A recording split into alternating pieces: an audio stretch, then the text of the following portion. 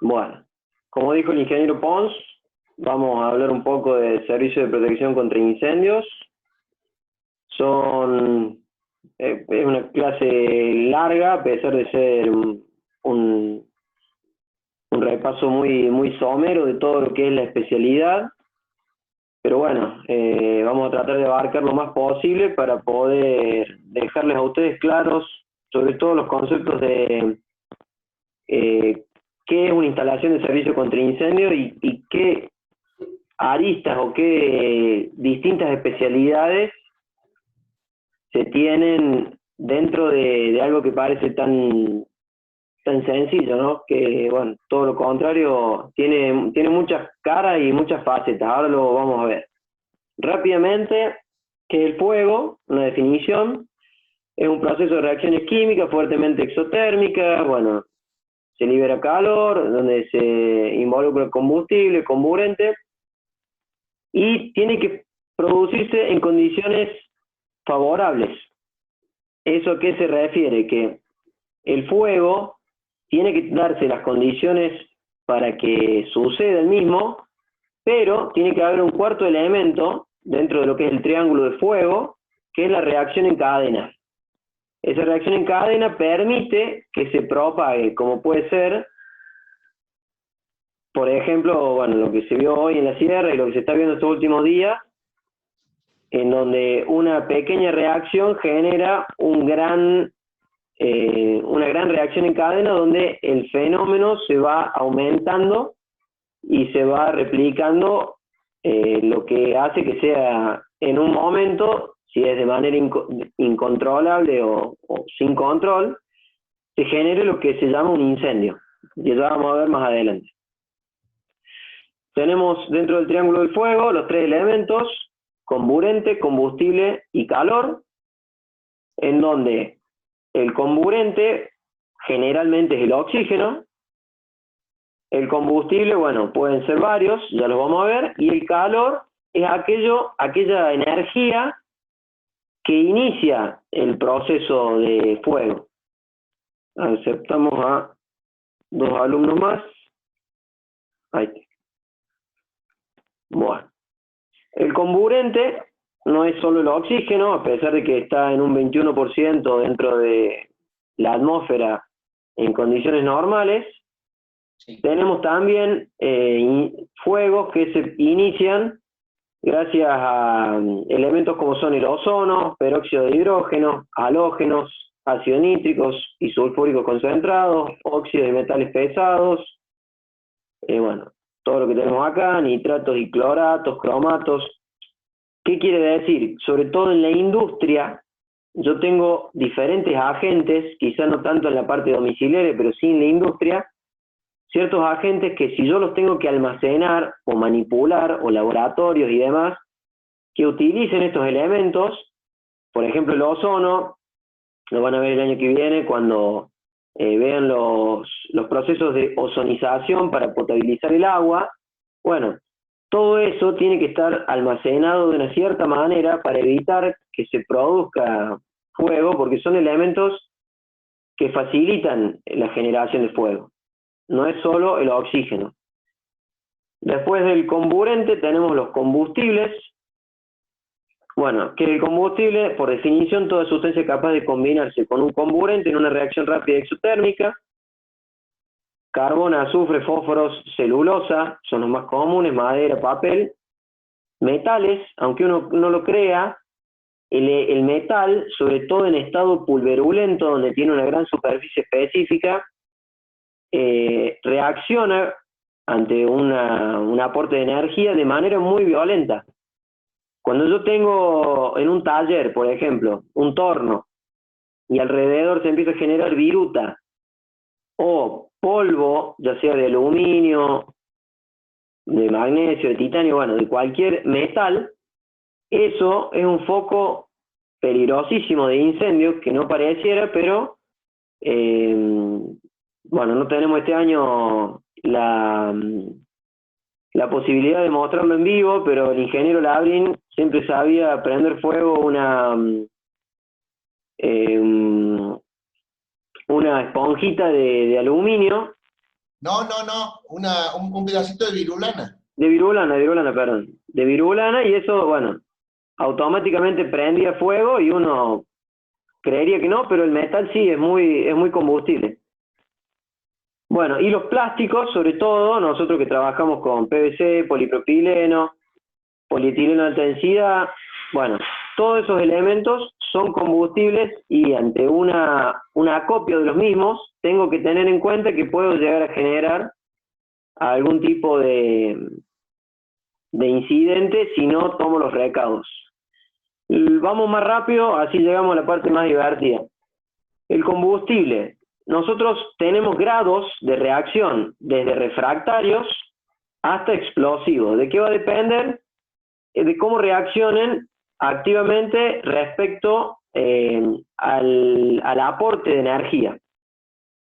Si reaccionan de manera aislante al fuego, o son ignífugos, son refractarios. Bueno, esos elementos los utilizaremos de manera como una protección pasiva. Ya vamos a ver ese apartado donde yo protejo de manera pasiva, sin aporte de agua o de algún elemento que sofoque o refrigere o apague el fuego de alguna manera. Y en el otro costado, en la otra vereda, tenemos los elementos explosivos, que son aquellos que ante un mínimo aporte de energía generan una gran reacción en cadena y liberando un gran calor, y bueno, son de una alta peligrosidad. El combustible, bueno, según la ley de higiene y seguridad en el trabajo, que es la única en Argentina que nos habla de la protección del servicio contra incendio, cataloga a los elementos de R7 refractarios a R1 explosivos. Eso, el que la quiere leer, está en internet. Para ahondar en el tema, yo paso para ver otros elementos que también son importantes. Comportamiento de materiales frente al fuego. Bueno, por ejemplo, cuando dicen un muro que es F30, F60, F90, en un plano, si se puede llegar a leer, ¿qué quiere decir que ese elemento es F30 o F180? Eso quiere decir que resiste el paso del fuego de un lado hacia el otro, permitiendo la evacuación de las personas de manera segura durante 30 minutos, 40 minutos, 60 minutos, 180 minutos. Eso es básicamente el número F, es la cantidad de minutos que demora o que permite la evacuación, generando estabilidad y estanqueidad. Bueno, acá tenemos algunos ejemplos. Yo estas filminas las voy a dejar, así las vemos. Por ejemplo, acá se ven ladrillos cerámicos, en donde tienen 8 centímetros de espesor, bueno, son F30. Si tienen 24 centímetros de espesor, tienen 180. A ver si puedo anotar. Para F30, un ladrillo cerámico macizo, que es el ladrillo común, un muro de 8 centímetros tiene una resistencia al fuego de 30 minutos. Y un muro de 24 centímetros de espesor tiene 180 minutos. Bueno, continuamos. Las estructuras también tienen su cuota de resistencia al fuego. Generalmente, uno creería, por ejemplo, que el hormigón o el acero resisten más que la madera. Bueno, ya lo van a ver en estructuras de madera, pero un comentario al margen de esto. La madera resiste estructuralmente mucho más tiempo que el acero o el hormigón, porque ante altas temperaturas el material genera una fluencia y cambia en sus condiciones de resistencia internas. En cambio, la madera sí es combustible y se va quemando, pero se va quemando por fuera, pero el núcleo de la madera sigue resistiendo las cargas. Entonces, a pesar de que seguramente si yo sofoco un fuego dentro de una estructura de hormigón o de acero, seguramente la pueda recuperar tomando los recaudos, no así con la madera, pero la madera resiste más tiempo de manera estable. No sé si queda alguna pregunta, si no, pasamos a la clase de fuego, o si Roberto quiere hacer alguna acotación. No, venimos bien, Aquiles. Bueno, No nos detengamos demasiado porque la cantidad de filminas son muchas, entonces sí. en la hora que nos queda podemos avanzar sobre todos. Bueno, vamos entonces con las clases de fuego. ¿Para qué nos sirve determinar las clases de fuego? Mucho tiene que ver el combustible, el material combustible que se está encendiendo y tomando fuego. Entonces, se clasifica el fuego en 3, 4 clases, también hay otras clases, pero bueno, básicamente tengo el clase A, son fuegos sobre combustibles sólidos. ¿Qué quiere decir? Madera, tela, goma, papel, plásticos. El fuego que podríamos encender de manera o que conoceríamos de manera más intuitiva, por así decirlo. No es el más común en la industria. Se inician los fuegos dentro de otro tipo de fuegos, pero generalmente los que continúan la propagación son a través de los fuegos de clase A. Bueno, acá una imagen ejemplificando lo que decía recién, una casa de madera en pie, pero totalmente prendida a fuego. Obviamente, para ese tamaño de llamas nadie podría estar ahí adentro porque eso es un horno, pero bueno, está estable a pesar del fuego que ha tomado la estructura, ¿no? Los fuegos clase B son fuegos desarrollados sobre líquidos inflamables, grasas, pinturas, ceras, asfaltos, aceites. Muchas veces en los talleres o en las industrias no se les da importancia, pero el almacenamiento de estos elementos, como son thinner o algún solvente y demás, no es conveniente que estén juntos quizá, que puedan ser distribuidos, porque acumulándolos yo genero un potencial de riesgo mucho mayor. Y bueno, y otro comentario de los clase B,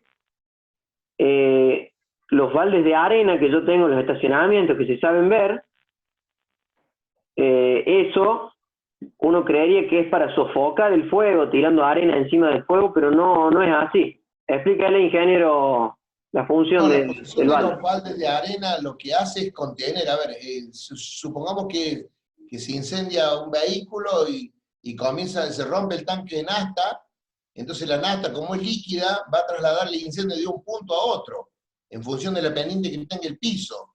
Entonces, esos tarritos de arena que vemos nosotros como elemento de seguridad en las playas de estacionamiento, en las estaciones de servicio, lo que se hace con eso es confinarlo al fuego, no permitir que, debido a la pendiente que tiene el piso, el combustible traslada el incendio de un lugar a otro.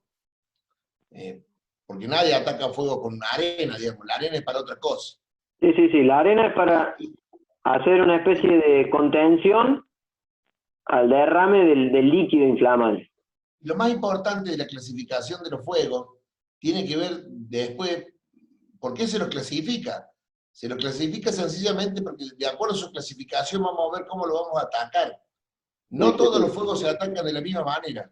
Por eso, de ahí la clasificación. De ahí la necesidad de clasificarlos. Exactamente. Bueno, pasamos a los fuegos clase C, que son los iniciadores más comunes dentro de una industria o dentro de un establecimiento, aunque no lo parezca. Un mal diseño de las instalaciones eléctricas, sea porque no tengan elementos de protección como son llaves termomagnéticas, o no estén bien dimensionadas, o se estén usando de manera incorrecta, o se hayan roto y las hayan puenteado para ahorrarse una ida al proveedor de insumos eléctricos. ¿Qué sucede generalmente? Crece la industria y no crece a la par la instalación eléctrica, entonces se subdimensiona, y bueno, en algún momento, si no tiene alguno de estos elementos de protección que hablamos, puede generarse fuego. Estos fuegos clase C son desarrollados sobre equipos con corriente eléctrica, motores, transformadores, cables, tableros, interruptores y demás. El 95% de los incendios domésticos son producidos por fuego de clase tipo C. Normalmente un cable mal dimensionado, se cayó una estufa en invierno, estaban durmiendo, y esos son los generadores de todos estos problemas. Así es. Hay que prestarle mucha atención al fuego de característica tipo C. Y sobre todo, Todos los incendios domésticos siempre son producidos por un fuego tipo C. sobre todo la peligrosidad de intentar apagarlos con agua, ¿no? Bueno, ahí completamos el problema. Ya. Si le echamos un balde de agua a eso, el agua es conductora, automáticamente no solamente te transmite fuego, sino que te puede costar caro. Por eso digo, la necesidad de la clasificación de fuego para ver cómo se lo ataca. Lo que sucede es que ante el miedo de que se prende fuego tu casa, vos lo primero que haces no te vas a poner a ver, che, ¿qué clase de fuego sos vos para ver cómo lo ataco? Bueno, se lo ataca con lo que hay. Pero bueno, debería tener, cada fuego tiene su respuesta. Así es. Bueno, los fuegos clase C, después tenemos los fuegos clase D, como decíamos recién, son fuegos desarrollados sobre metales combustibles. Por ejemplo, ahí tenemos una imagen donde muestra un metal en estado pulverulento que tiene una gran superficie específica y prende en llama, bueno, de manera muy rápida y muy fácil. Luego, sobre todo en la parte gastronómica, tenemos los fuegos clase K. Los fuegos clase K son fuegos en artefactos de cocina que involucran medios de cocción combustibles. Esto no es, como indica solamente que prenda fuego la sartén cuando yo estoy asando vegetales, como en esta imagen. Mucho más peligroso que esto es los conductos de evacuación de extracción de olores que tengo en las cocinas industriales, en donde tienen un alto contenido de grasa que, si no se limpian, si yo no tengo un punto de limpieza, puede, a través de la elevación de la temperatura, incendiarse el conducto. Si se incendia ese conducto, muy difícilmente yo lo puedo apagar, sobre todo porque yo no lo puedo apagar con agua. No sé si alguna vez vieron un video, espero que nunca les haya pasado, de intentar apagar una sartén con aceite hirviendo con agua. Sucede el fenómeno este que se ve acá, en donde estalla el aceite hacia arriba, propagando llama, y pudiendo propagarse hacia otros puntos.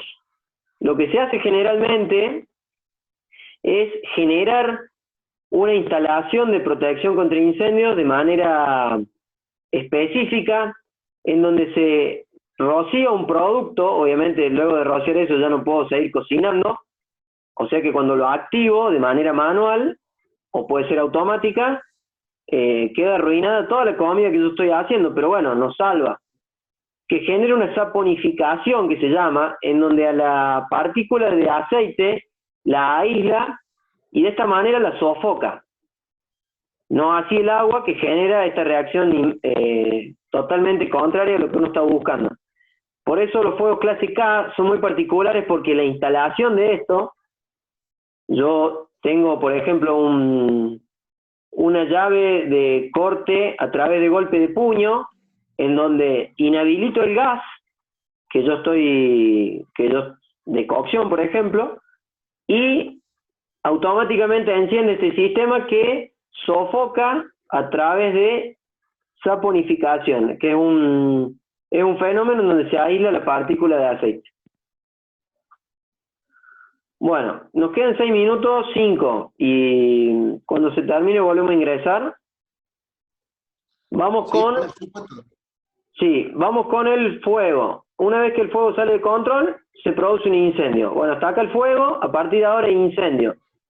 Vamos a hablar rápidamente, tratar de terminar esta parte para llegar a las protecciones activas y pasivas. Consecuencias. Obviamente pérdidas humanas.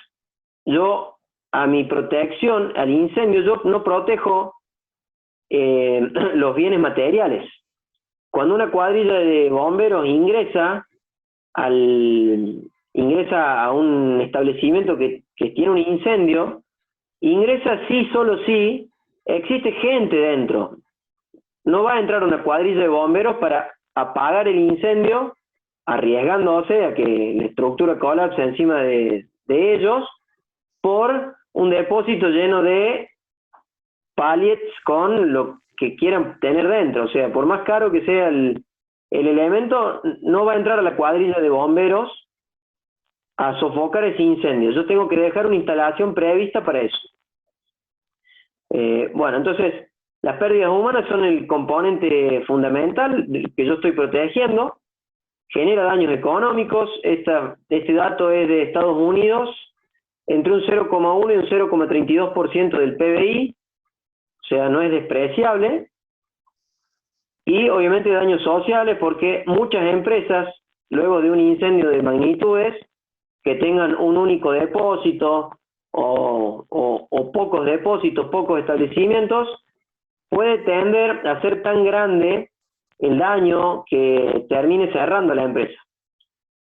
Por eso es importante tener asegurado el establecimiento, y no desde el punto de vista económico, sino que yo, a través de la instalación del servicio contra incendios, disminuyo la prima de seguro, porque el seguro entiende que si uno está protegiendo de manera activa el bien que se está asegurando, bueno, esa cuota de seguro va a ser mucho menor por estar dándole una atención a ese problema.